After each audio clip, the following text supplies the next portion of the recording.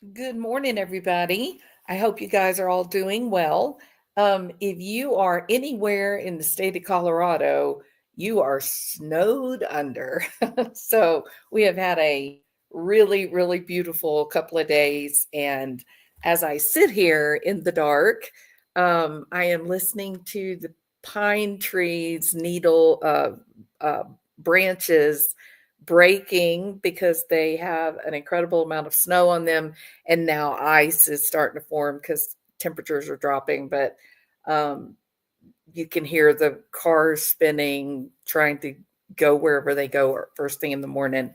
So it's definitely a winter wonderland where I'm at. So anyway, if you hear me say, "Oh, shit," and run, it's probably because a branch has hit the house. So okay, so I ran across this video by a woman, Julie Skolnick. I think that's right, Skolnick. I think she has a good idea, and I'm not an attorney. Um, I, I, there are plenty of attorneys on LawTube and the internet, doing their own talking points. Um, but I think this is such an interesting idea, and I'm going to play her video in just a minute. Um, I think she has such an interesting idea, and it takes me back to, I've kind of been saying, I think there needs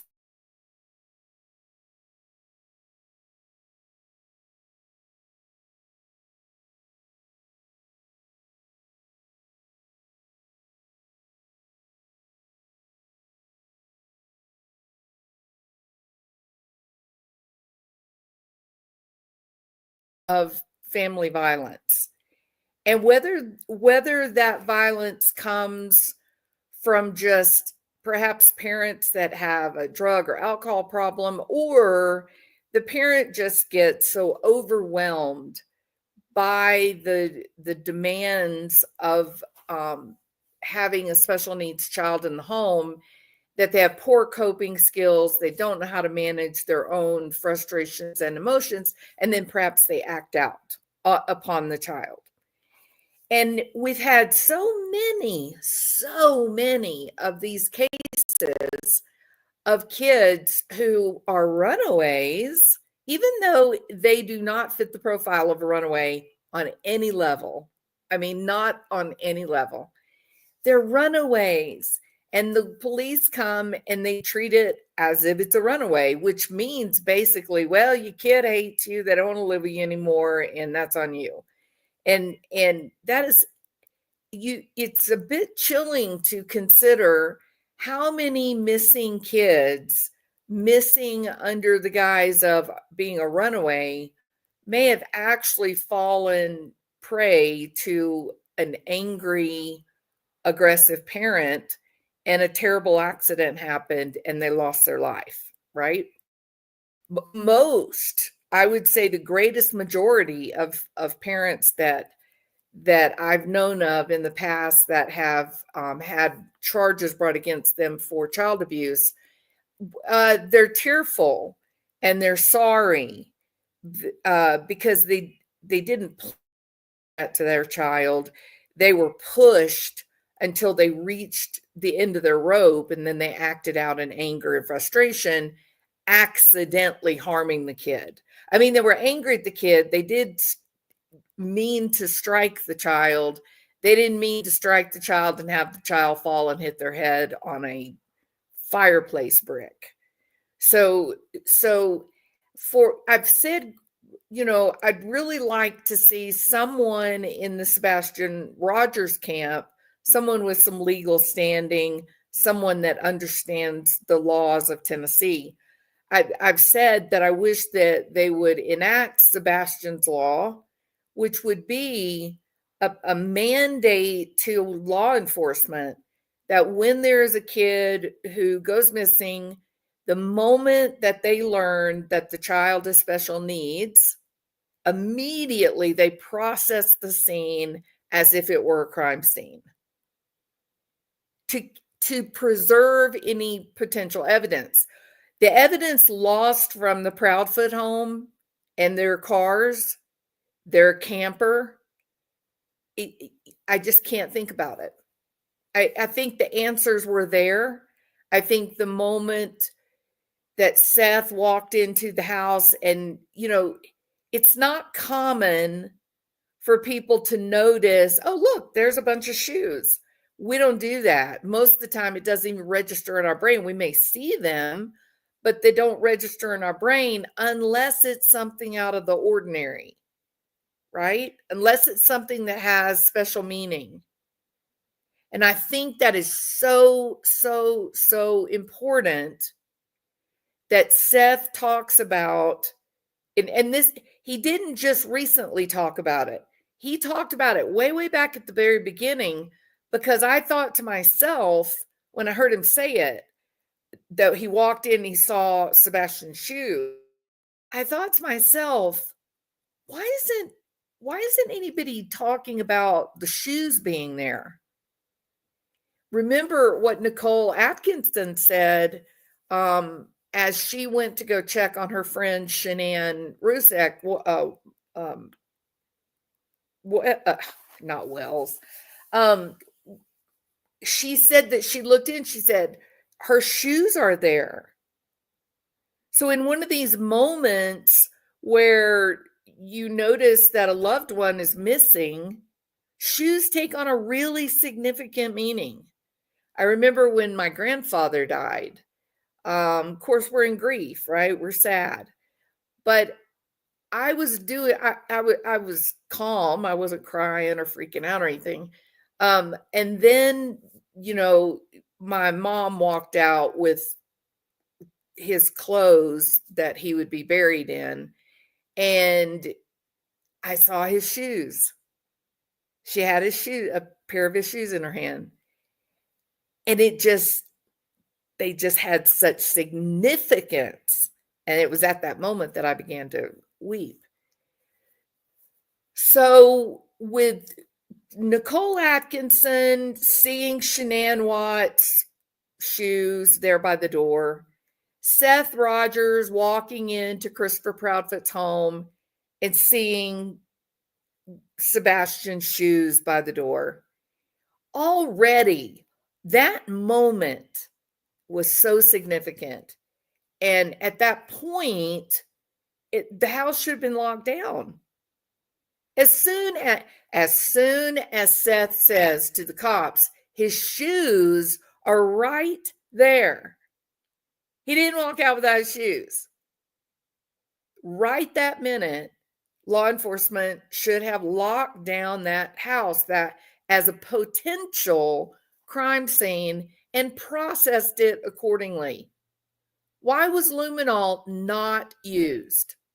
There is no accounting for what was found in the garage. What do we know about another death in Colorado where a child was actually stored in the back end of the car while cops were at the house? What are we doing, y'all? It's these kids that are going missing. They are not your runaways. So I really think that, Seth has great support. He has the support of dog and dog's infrastructure, legal structure. There needs to be a Sebastian's law. Absolutely, that needs to happen. And that's number one. Then I ran across this video from a lady, Julie Stolnick, and she's absolutely right, in my opinion. And I've never seen her channel before. I don't know much about her, but her ideas are, I think, worthy of attention. And so she's got a fairly small channel, about 1,000 subscribers, I think. And so I wanted to, I don't have a big channel. I have a small channel as well, but a little bit more people. And, that's all we can do is try to get it out until maybe Seth or one of Seth's trusted inner circle, once they hear this, it may get someone's mind going. I don't know the laws of Tennessee. I wish I did. Playing granny, I don't have the time to research those laws, or I would. But with the involvement of Dog the Bounty Hunter, I just feel like they ought to just do a full. I don't think, this is my opinion, only my opinion. I don't have a lot of faith in the law enforcement that has been involved in the case of Sebastian Rogers. My faith is not with them any longer. I think there is a cover up. I feel that in my bones. It doesn't take an entire department to make a cover up happen. And unfortunately, people are very worried about their own lives and their own livelihood. And there may well be officers, deputies involved, that they're watching the actions of Sheriff Craddock and others, and they're saying to themselves, someone that I work with is up to no good. I don't know why we're doing this, but it shouldn't be happening. But it's too frightening to put your own family's livelihood at risk. And there are many people that, even though they are faced with potential ethics problems in their coworkers, or they're faced with even illegal activities happening within their own company they work for, they will elect to turn a blind eye because it's so damn hard right now to try to make a living and keep the wolf away from your own door. So please don't get me wrong, this is not a mass judgment against Sumner County or the Hendersonville Police Department. I think TBI has got a serious problem. How many Summerwell, Sebastian Rogers, how many of these unsolved cases, how many are out there? How many would TBI, you're dropping the ball. I don't know if you need new leadership. I don't know if there's a culture problem within your organization. But this is mindless. And at this point now, we're going on 10 months, right? Yeah. We're getting close to 10 months here. Maybe it's appropriate, Sheriff Craddock. Maybe it's appropriate to request that the FBI take over the investigation. Or will your feelings be hurt if you take that route? If you can't do it, you can't do it. You've already lost critical evidence that was in the Proudfoot home and in the Proudfoot camper and in the Proudfoot cars. Don't forget Letitia Stalk. Letitia Stalk, every single time I start reading something about Sebastian or following a video with Sebastian, I keep going back to Letitia Stalk. That was one crazy lady. She was a liar. She was angry, so much anger. I kind of get the same feeling about Christopher Proudfoot. Kind of. Except in the case of Christopher Proudfoot, there's such a disgusting level of dripping misogyny that you almost feel like after you listen to Christopher Proudfoot speak, you feel like you need to go take a shower because he's just so smarmy and self-imported and icky. Do you guys think, let me ask you this question.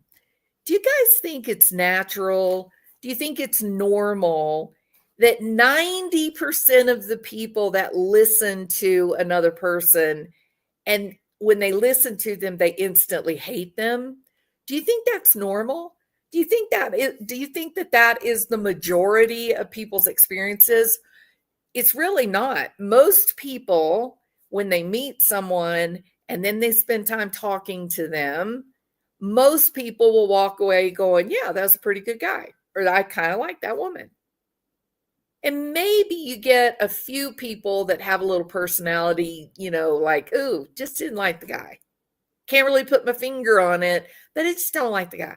It's actually around 12% of the people you meet. You'll have sort of a visceral rejection of that person as a potential friend. Most of us like the people that we meet. It's in our human nature. We're herd animals. We like to be with other people. But that is not the experience with Christopher Proudfoot, is it? I mean, this guy came onto the scene and everyone was disgusted by him.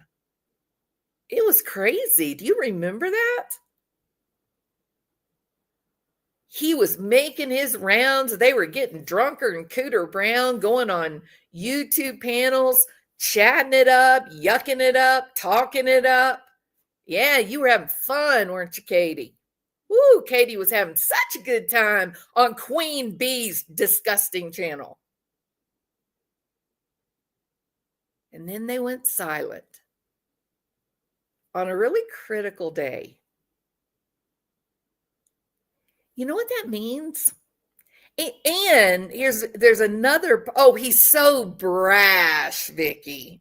Well, I'm being brash. Christopher Proudfoot, you're an asshole. You're the asshole on a class A jerk, in my opinion. And my heart, I can barely tolerate the thought of Sebastian trying to tolerate living in your home. I feel so sorry for that kid. I feel so sorry for the level of anxiety that he must have been experiencing around the clock. Because you're dumbass. You're dumb, Christopher Proudfoot. You're not, you say, I'm so brash and I tell it like it is. You talk as if you're uber intelligent. Let me make it crystal clear for you. I'm going to make it crystal clear for you. I'm going to make this easy for you. Shut up, Christopher Proudfoot.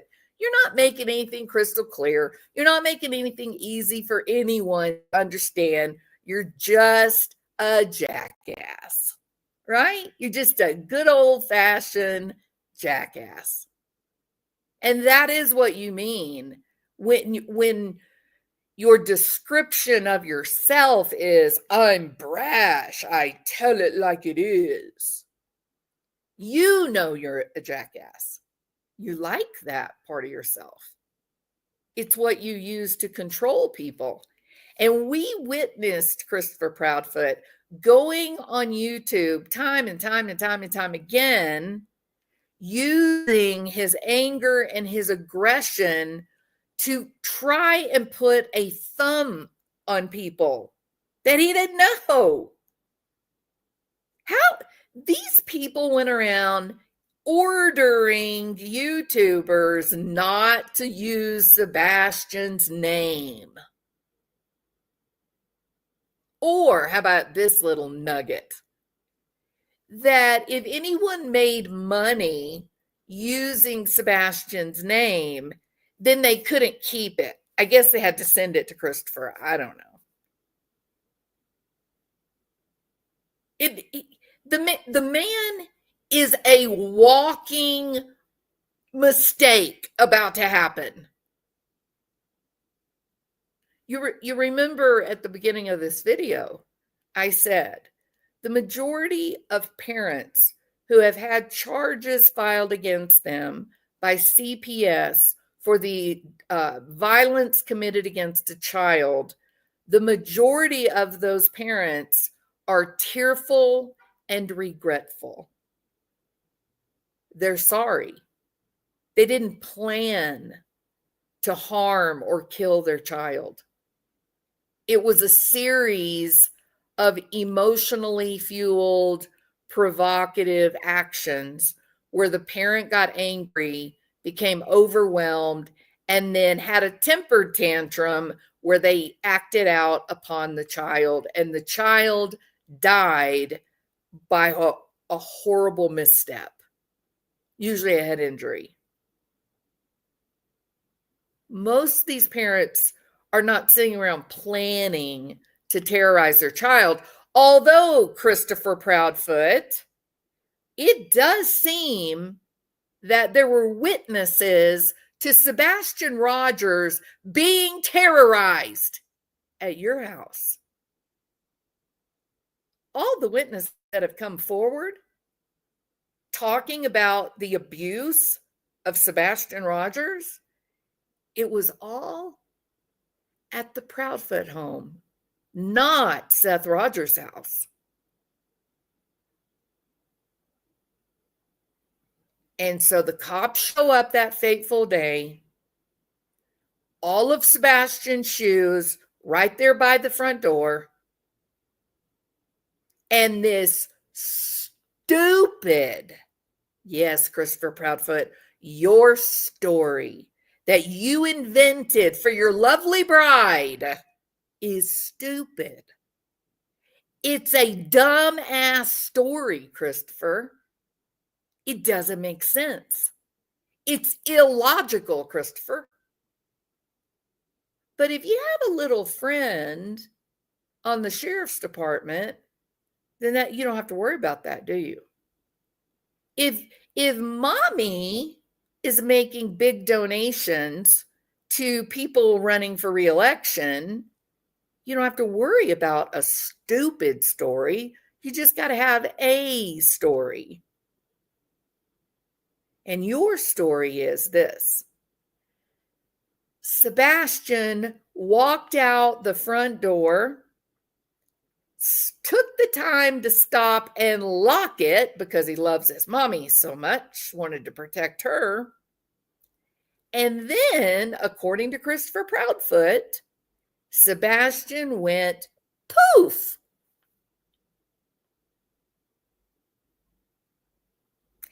And the cover-up is, here's the cover-up. We're going to call out all resources available. We're going to get the dogs out. We're going to get the drones out. We're going to use the thermal cameras. We're going to line the streets with cop cars. We're going to make sure that everyone sees hundreds of uniformed law officials walking through the woods in a 5-mile radius. That's the cover-up, you see. Because the phone call to the back channel was, we got a problem. Hey, good buddy. Hey, good buddy, old pal. Dirty South. We have a problem. Yeah. You know, I told you about my stepson, Sebastian. We have a problem. There was a problem last night, and now we have a problem. Can you help us out? And the cover-up was to have this biggest response ever for Sumner County and a missing person. Everybody's like, whoa, look at these law enforcement officers. Good gracious, they're really taking this seriously, right? And they were told there's a missing kid. He's got autism. Get out there. It's about to turn cold. Get out there and find him. And they tried. But the cover up, it was more of like a smokescreen. All of those resources, the dogs, the drones, the law enforcement, it was a smokescreen so that no one would notice when Christopher Proudfoot got in his truck and left the scene.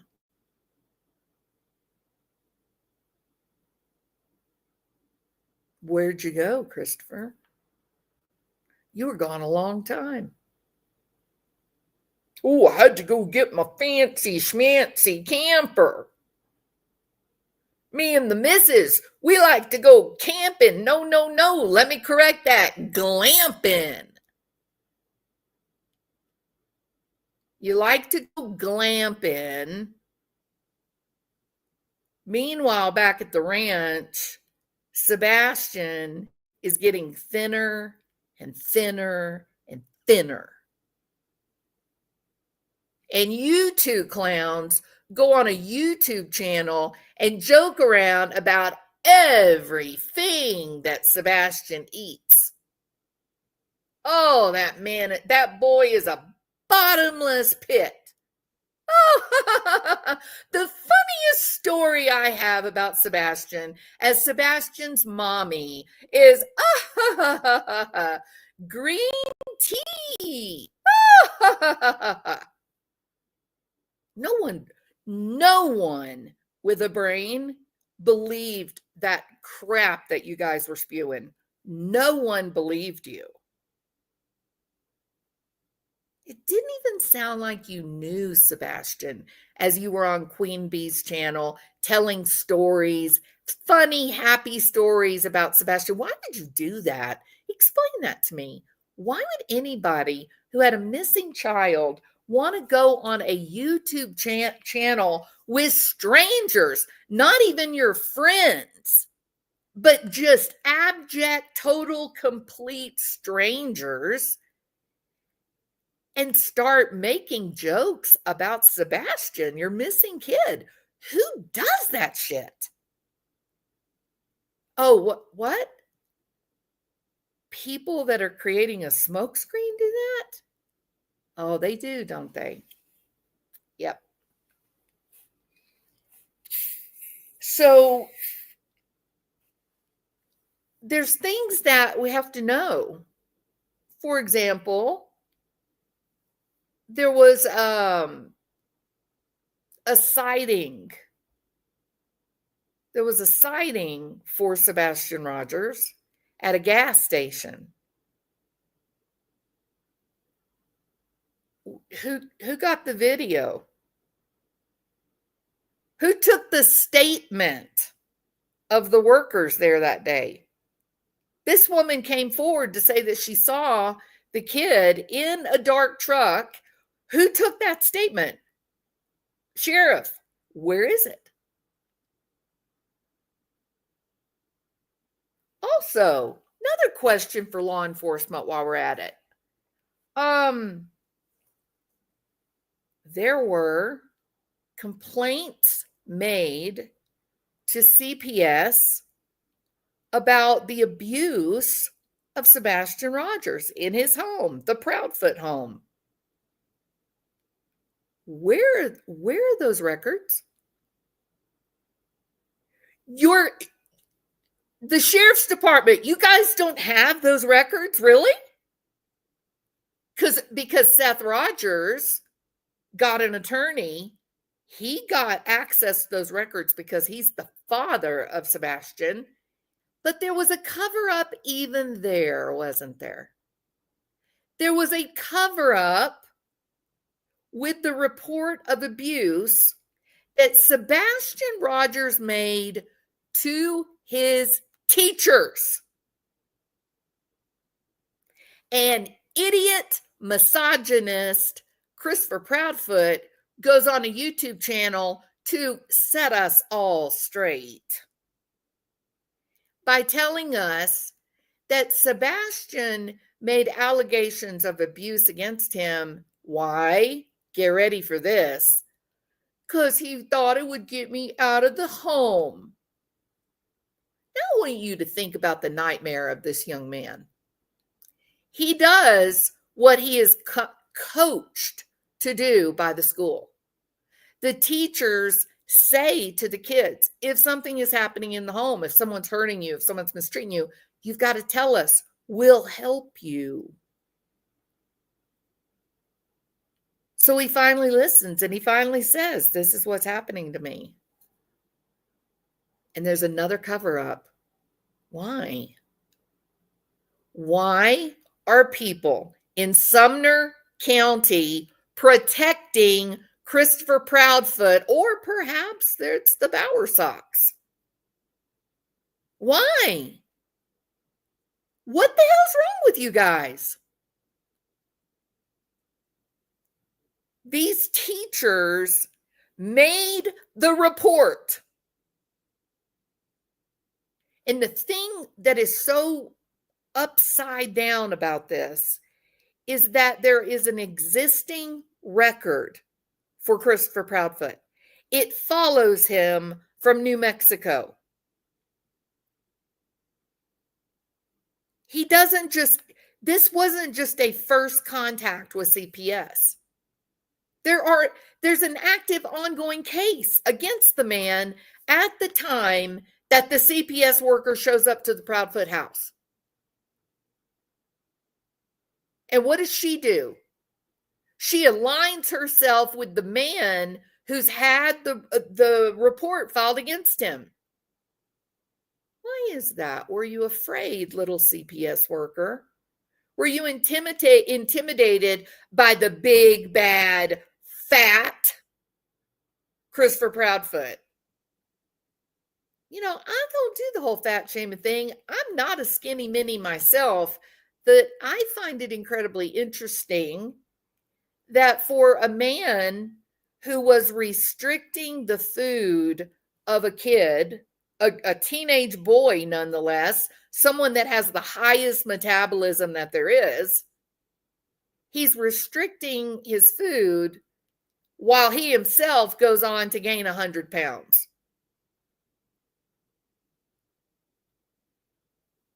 Christopher Proudfoot, you are kidding yourself if you think that anyone with half of a brain cell is buying what you are trying to sell.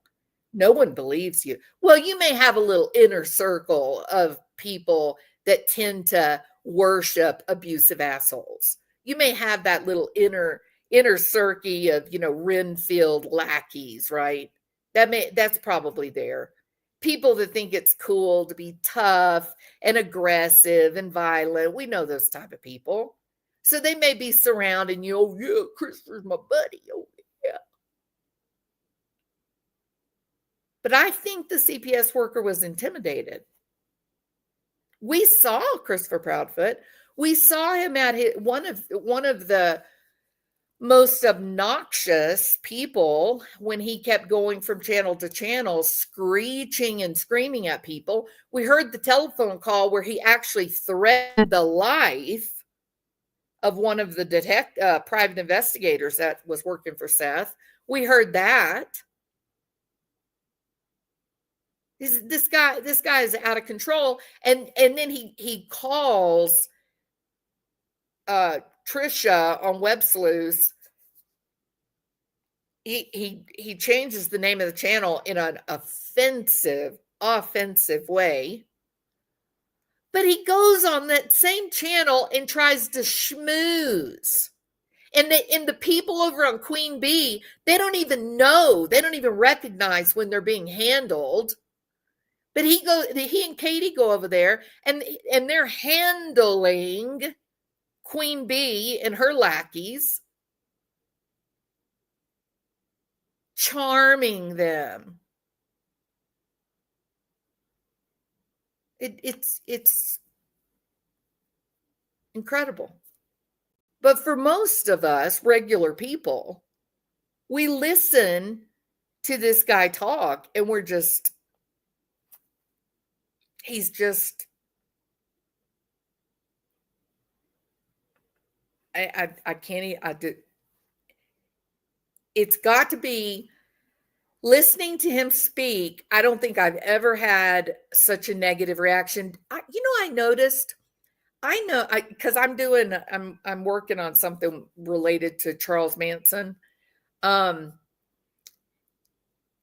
Listening to Charlie Manson's interviews, listening to his recordings, I don't even have that gross internal reaction of what a clown.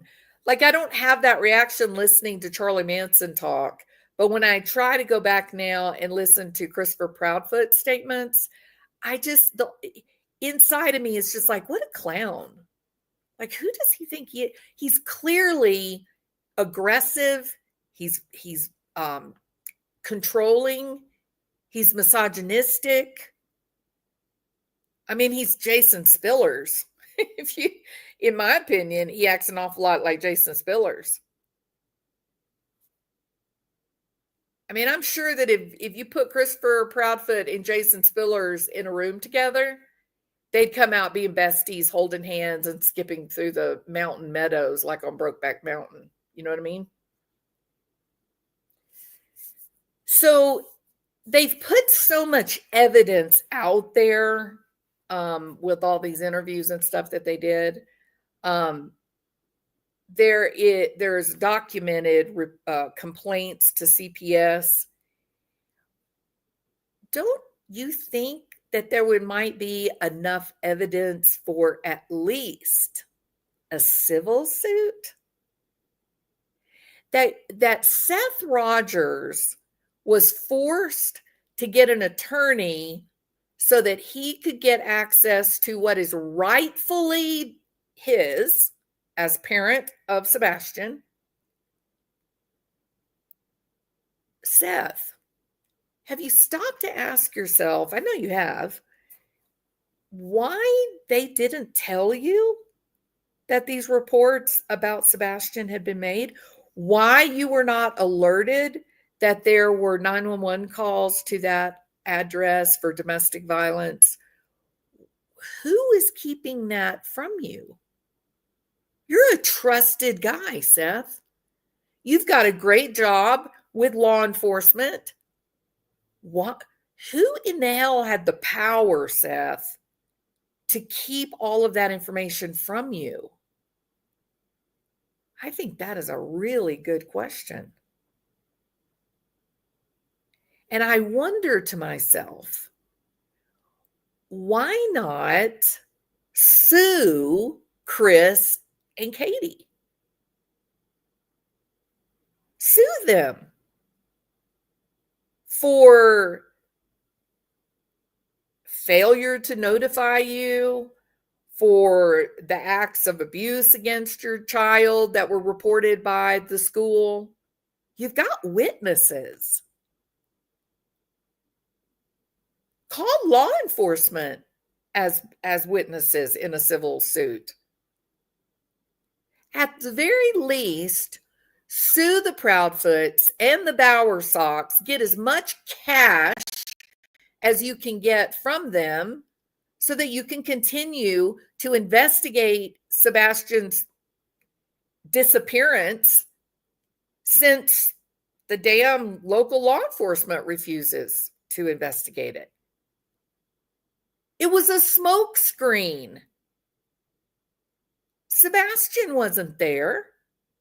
It was a smoke screen to have all those cops there and the dogs and the fixed wing aircraft. I mean, spare me the details, Christopher Proudfoot, about this great investigation that happened when the damn police didn't even take accounting of Sebastian's shoes by the front door. And the smoke screen was not to hide Sebastian. The smokescreen was so that no one would notice Christopher Proudfoot leaving to, quotation marks, collect his camper. Why did he need to go get his camper? Why did he need to go that day? Why did it take so many hours? Why? Those campers sit there, those workers, there are so many people that live in campers now during the week when they're working, and then they either fly home or drive home on the weekend to see their family. So many. You don't go into a campground and say, hey, I'm going to rent a space Monday through Friday and then just go back over and over and over. It's a big damn deal. It's a lot of trouble to set up one of those campers, even the nice, expensive ones. You just go and say, I need a month of rent. You park your camper. You get it all set up. You put your little chairs outside so you can sit around and watch your little outside TV. Got a little outdoor built-in stove. People put plants out around their sitting area. It's home. You don't pack it up at the end of the day every Friday and then reset it up on Monday. That defies the point of it, doesn't it, Christopher Proudfoot? So what the F was happening that you had to go and get that camper?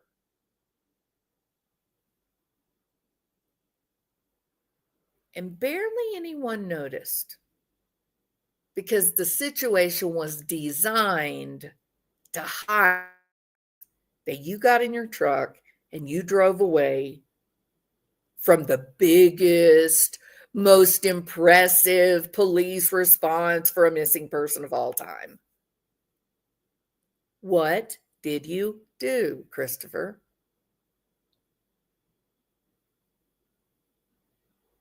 It's a smokescreen. Who had the power? Who had the power to call out that level of manpower? Who had the power to do that?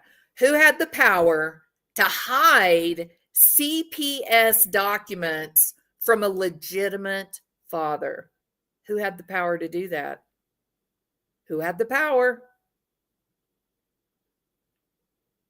So I want to take a minute and I want to listen to Julie, and let's think. This is a great idea. She has a great idea, and I want everybody to listen to this, and then I want everybody to put it on their social media, and I want this to go out this needs to go everywhere, and perhaps there'll be some attorneys in Tennessee that will be eager to try to make a name for themselves,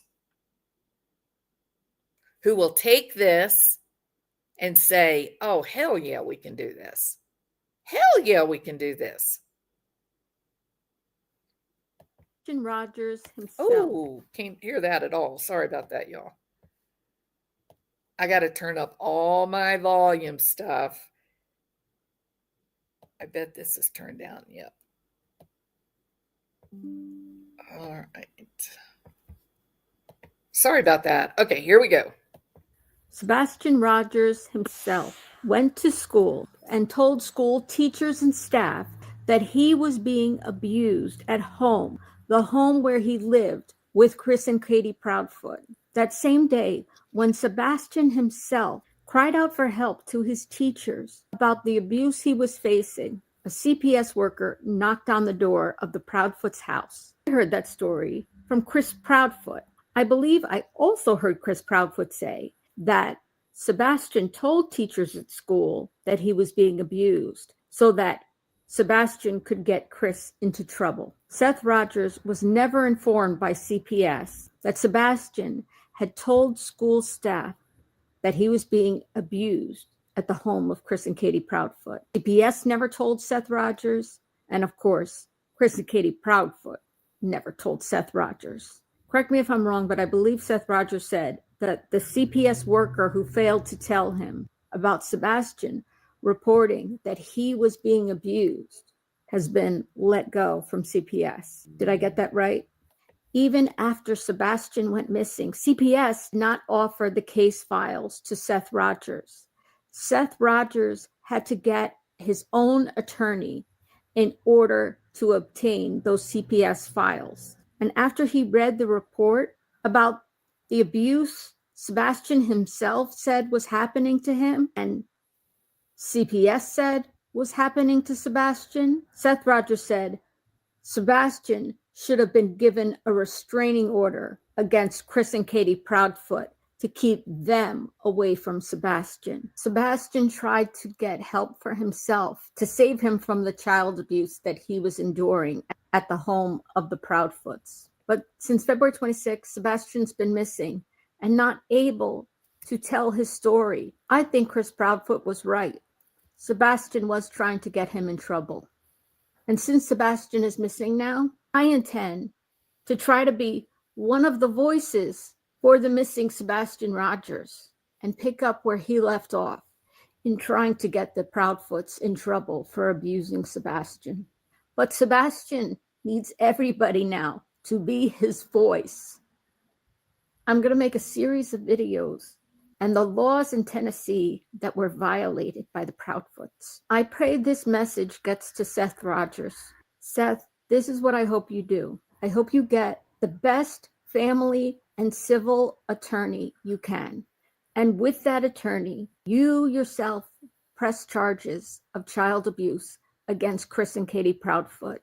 Sumner County should prosecute Chris and Katie Proudfoot for child abuse of Sebastian Rogers. But if they don't, then Seth, you and your attorney should sue Chris and Katie Proudfoot in civil court. You might also sue Child Protective Services of Tennessee in civil court as well. And then you and your attorneys in your civil lawsuit can interview every witness there is, anybody who has any information about the mistreatment and abuse of your son.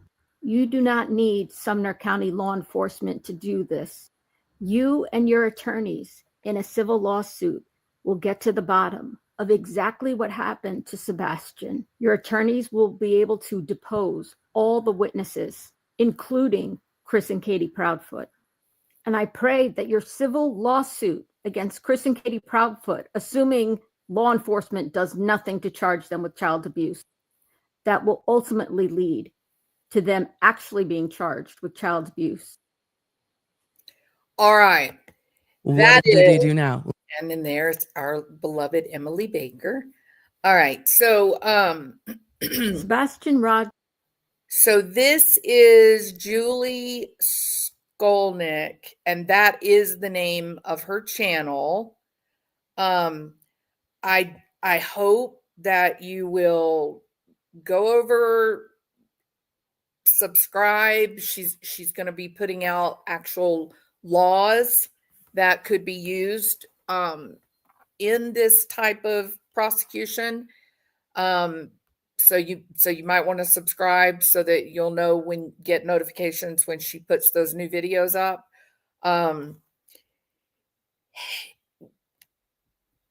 I think she's got a really great point here, y'all. I think she's on to something.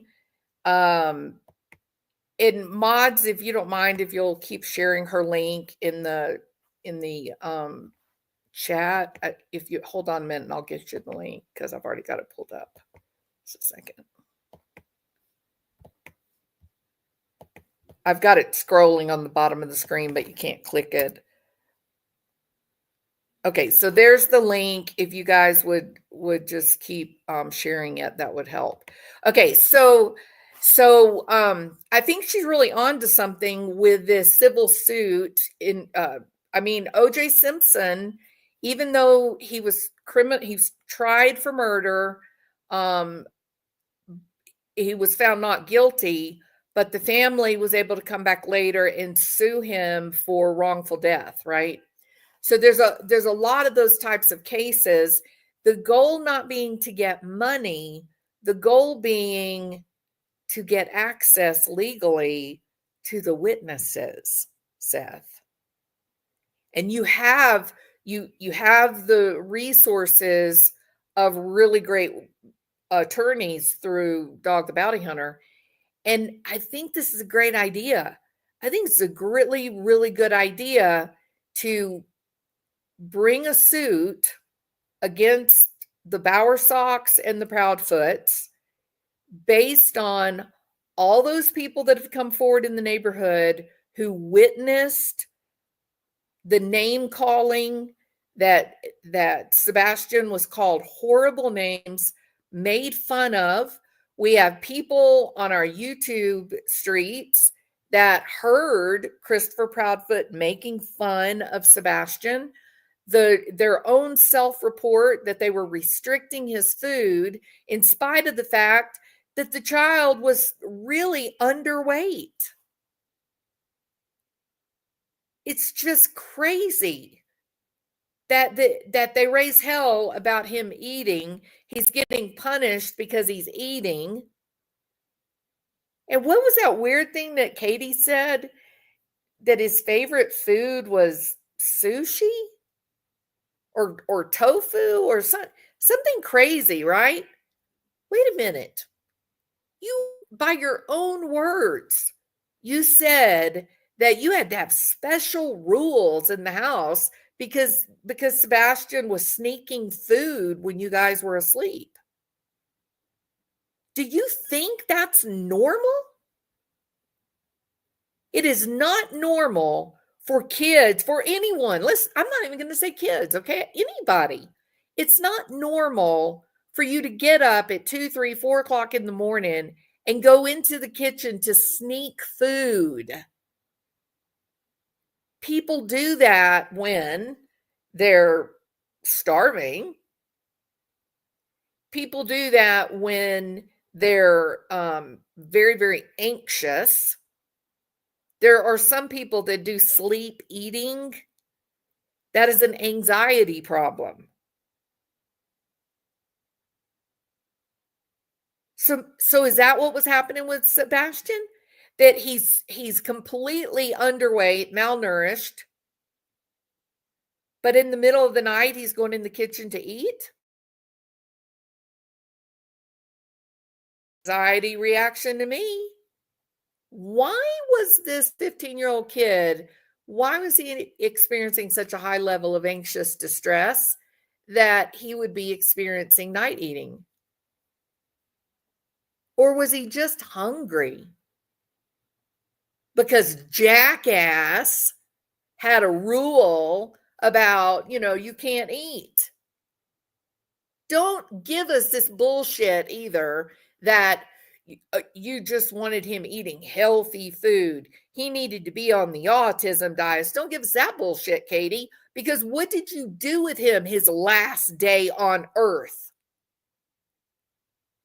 You filled him full of gross food. You also overstimulated him. You think you're the only people that have had an autistic kid living in your house? Really?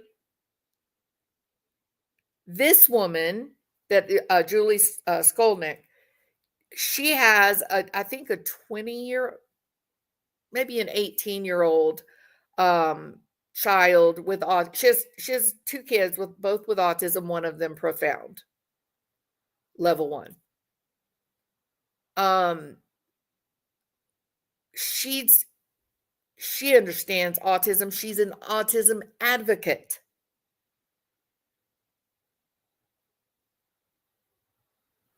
It's so very difficult to understand the disconnect between the words of the Proudfoots, Katie and Christopher, the disconnect between the Proudfoots and law enforcement response.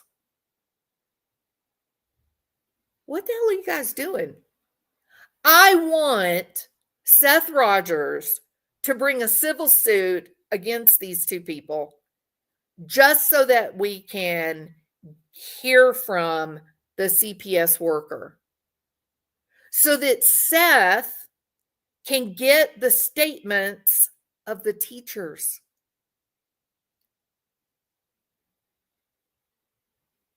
Do it. Do it.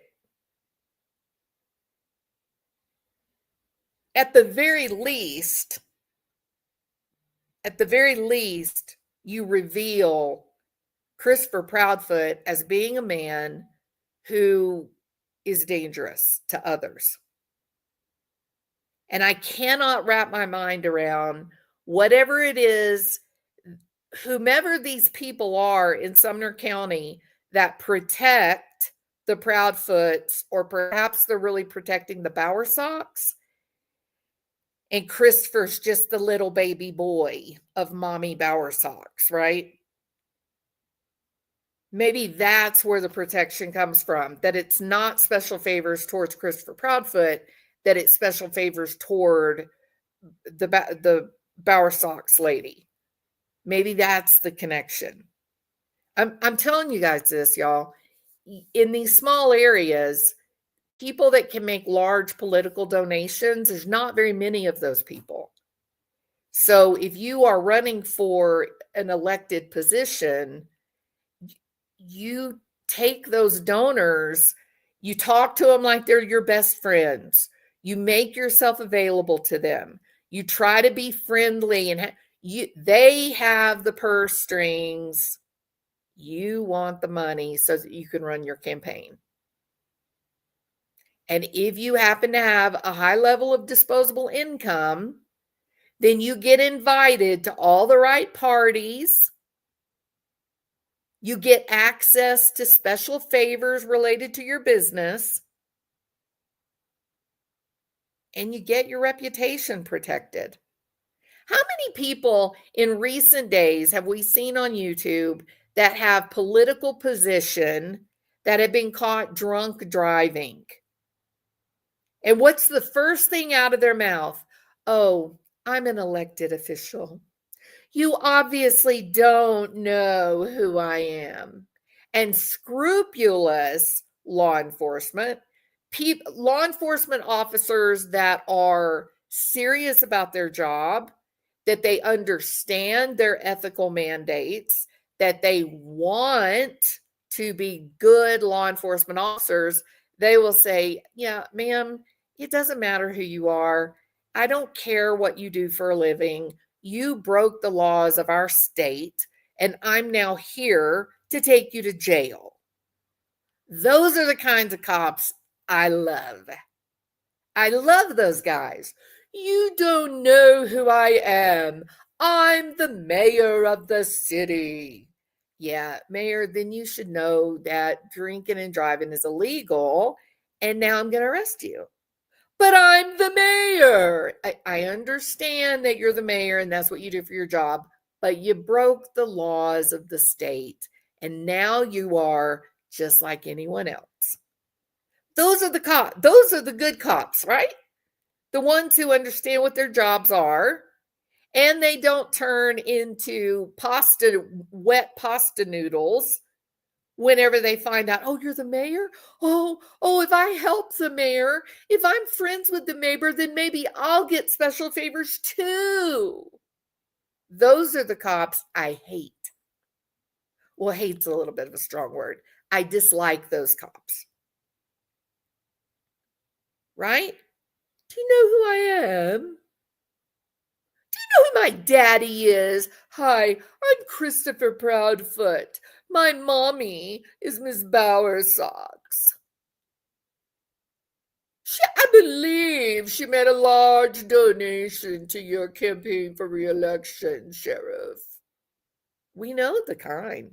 We see it all the time. But the big question, without all my snark, the big question, Seth, is who had the power? Christopher Proudfoot's a nobody. He's a nothing. Who had the power? Who had the power to hide these things? Who had the power to call out fixed-wing aircraft? lined the streets with police officers. So no one noticed when Christopher Proudfoot drove away and stayed gone for how many hours? Why was it imperative that he go collect his precious camper? It wasn't. It wasn't. There was a missing kid. Why would you abandon your wife to go load up your camper? Why? Think about it. And if you bring civil suit, you get access to all those documents. You get to interview every single one of those witnesses, Seth. Every single one of them. It is not a bad idea.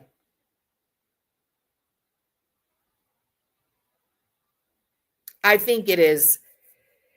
There were some notable changes, and Brittany J has talked about this on her channel.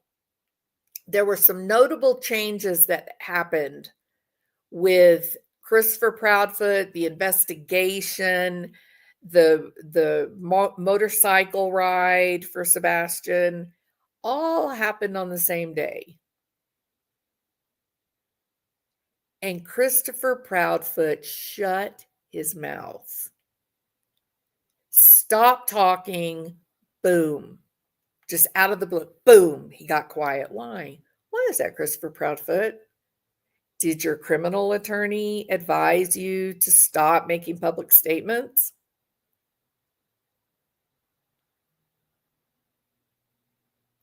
Some very interesting. Here's something else that you could get access to, Seth.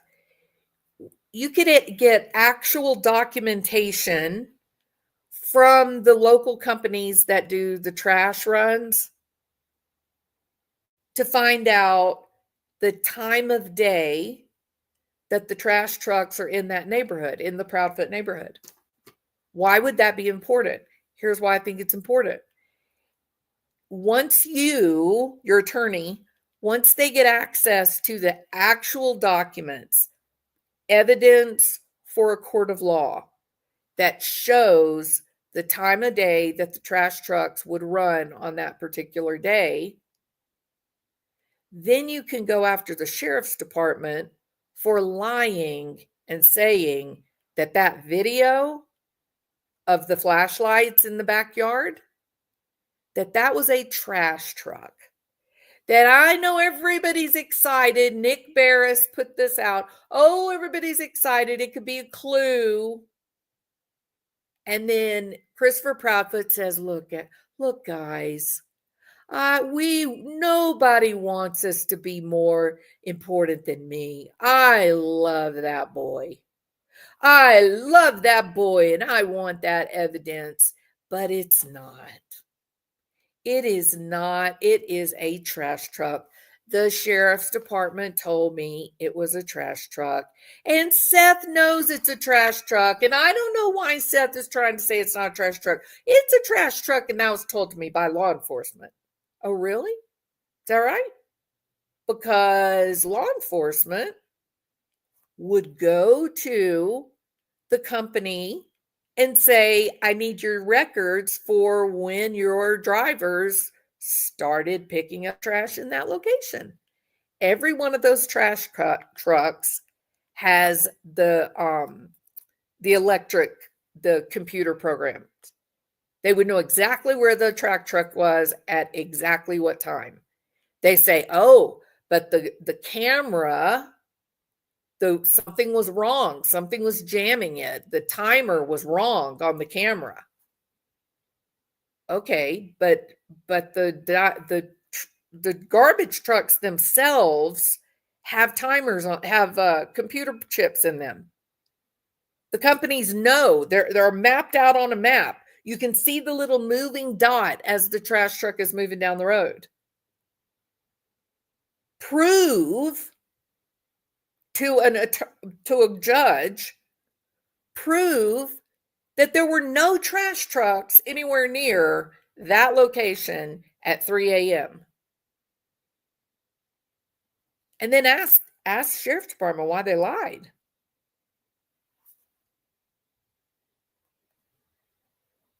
Yes, fatal paper cut. Absolutely. Christopher Proudfoot loves to tell people what he wants them to think. He always does that to Seth. Don't tell me you didn't see them. I know you did. Who else did that?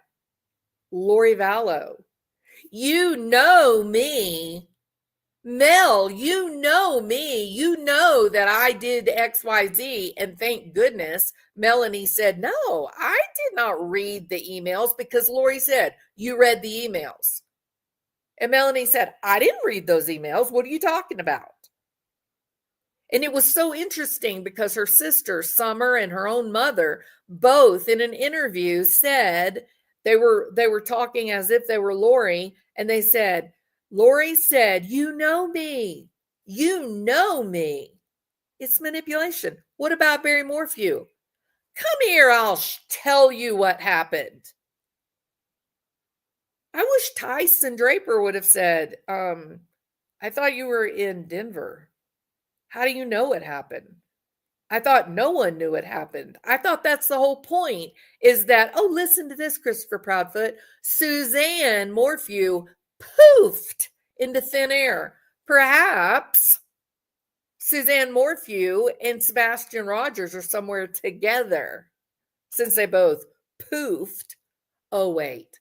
Suzanne was found, Christopher, in a grave.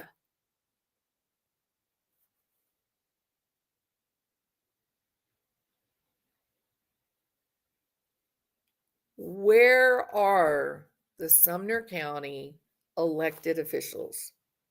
Where are the taxpayers of Sumner County? Are they asking questions? Where are the state legislators? Do they give a damn about this absurd farce?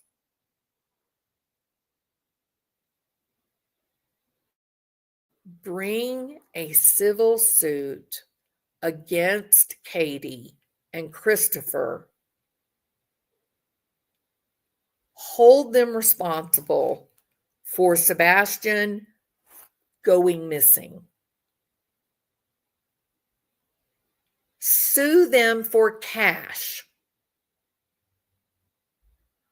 And then the whole point of it, sit back and let your attorney start collecting statements from all of the people that were in Sebastian's life. You will get the information that you need. And if you start suing people, start with the Proudfoots, the Bowersocks. Do you know how many times CPS has been sued? You can sue a state agency. Sue CPS. If you can prove that there is a friend relationship, a social relationship between the sheriff or one of the lead detectives and the Proudfoots and the Bowersocks, sue them for conflict of interest, that they failed Sebastian, that they mishandled the investigation because of a personal relationship. Look at what they've been able to accomplish against Linda Stanley in Colorado. The woman's been disbarred.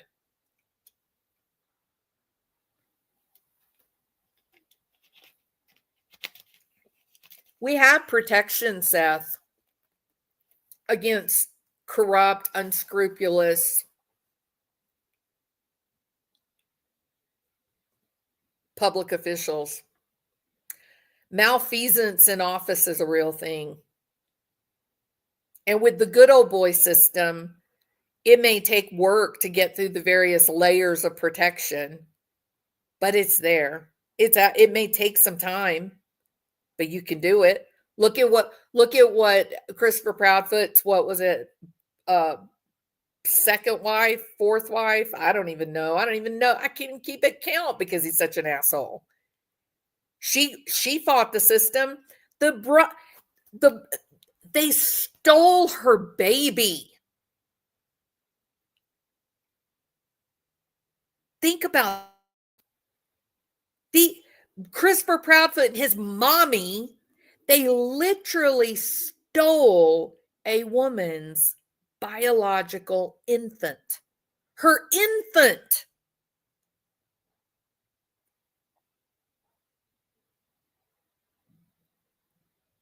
You think that this family, this is normal?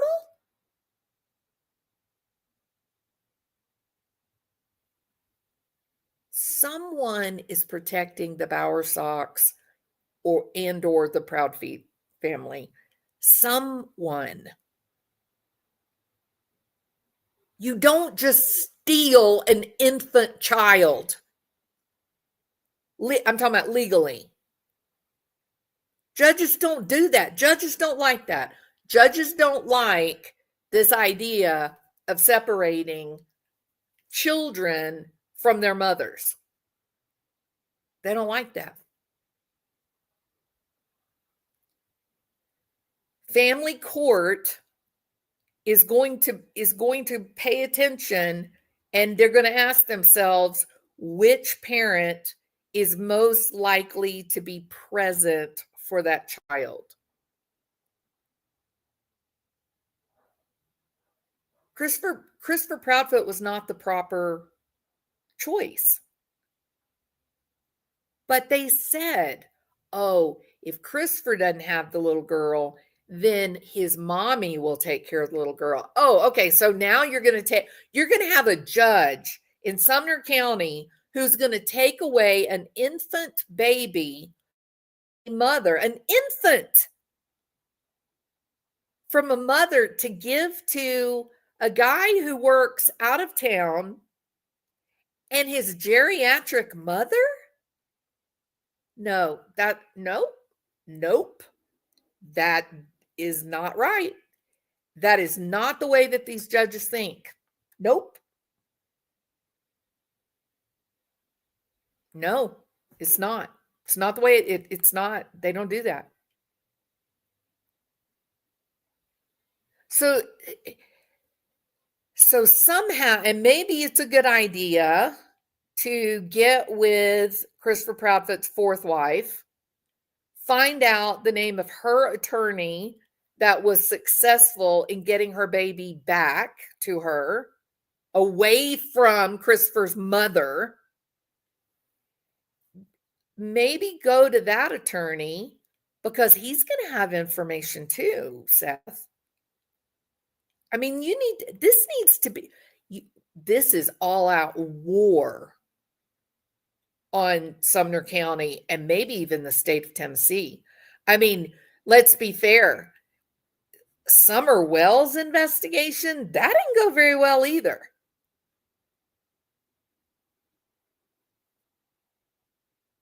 You just look at the shape that house was in, and you have to ask yourself, someone explain again why these parents were never arrested?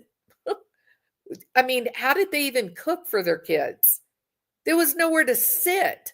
That house didn't even look like it was a place for anyone to even live.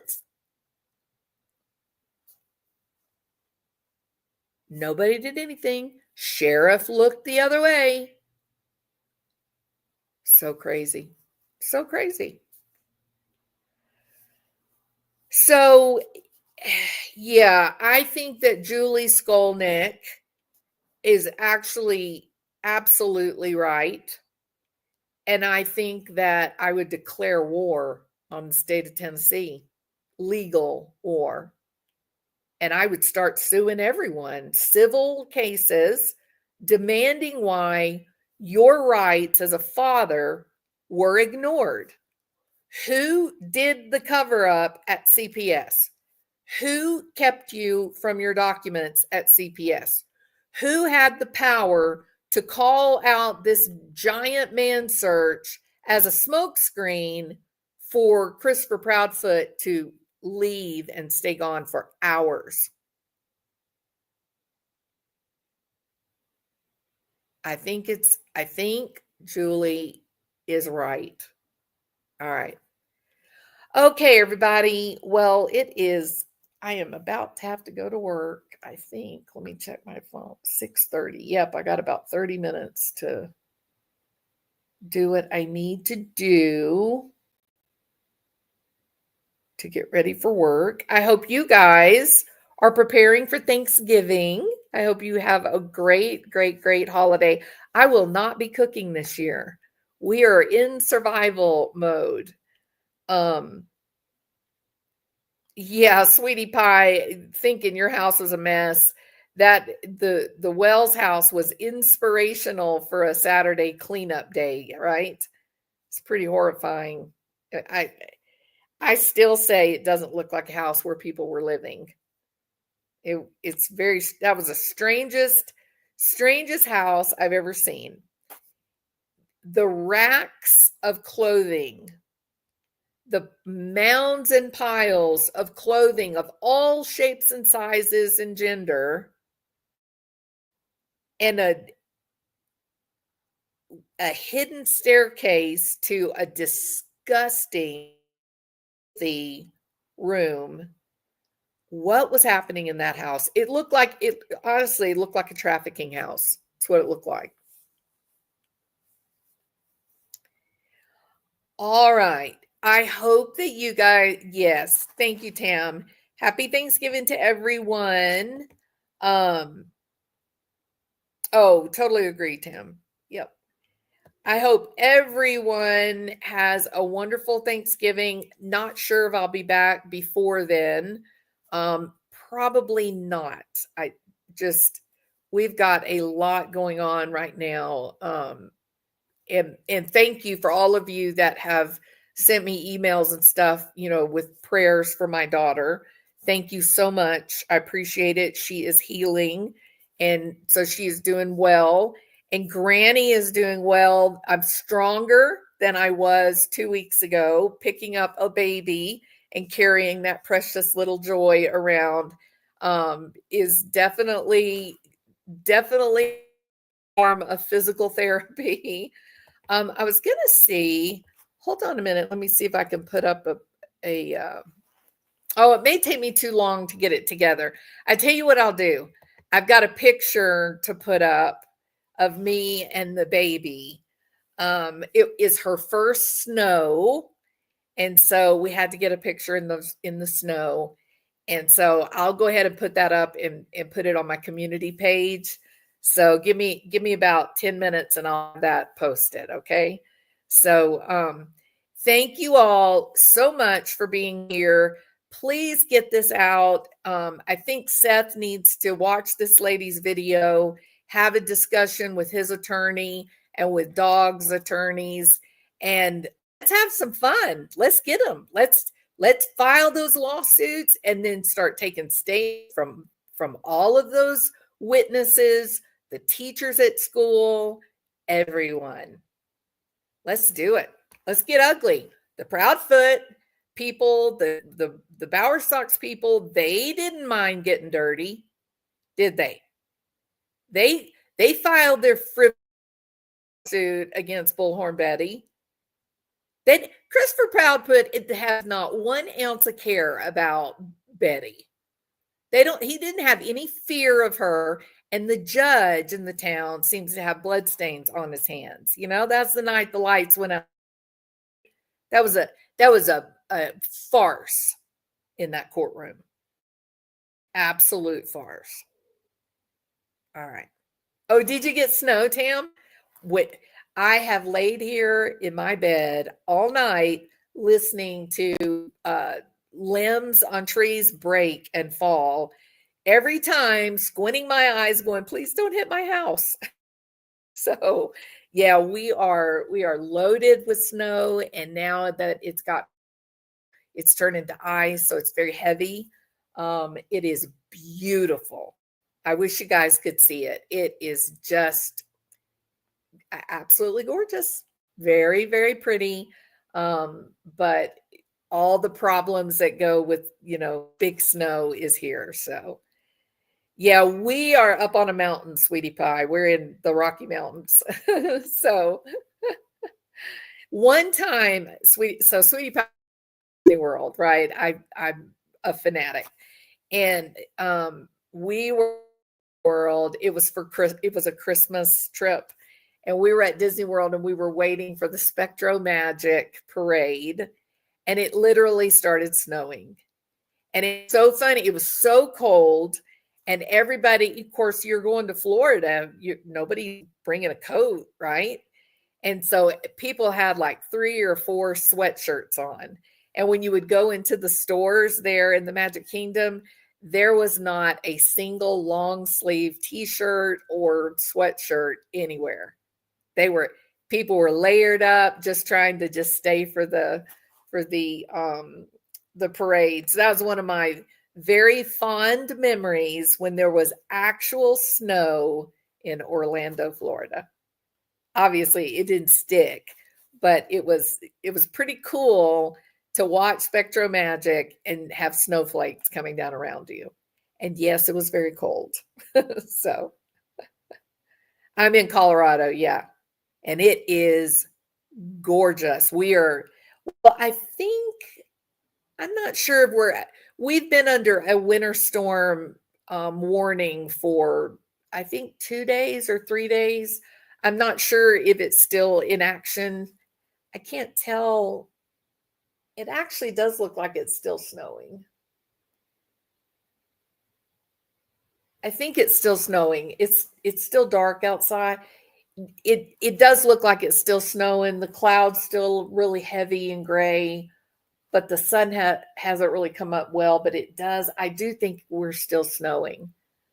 The whole state is under like a winter storm advisory or warning. And then where we are, we're actually in a severe strip. So, boy, we have received feet of snow, multiple foots of snow. It is deep in Utah, and the snow is still coming your way. That is crazy.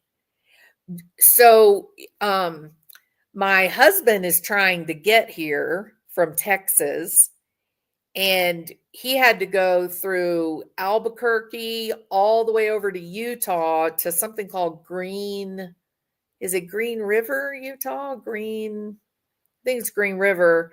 And then he's going to try to get on I-70, but I-70 is still closed. So, yeah, it's a definite winter storm, no doubt. So, yes, Green River. So he'll be cutting up to Green River and then over. So we're all kind of spread out. My son and his wife, they stay at my house because we have so many animals. So my son and his wife are at the house. They love to go because it's right on the ocean and it's pretty, and so they'll stay there. And then I guess my husband will spend Thanksgiving at the truck stop, and then we are just gonna hunker down with some soup.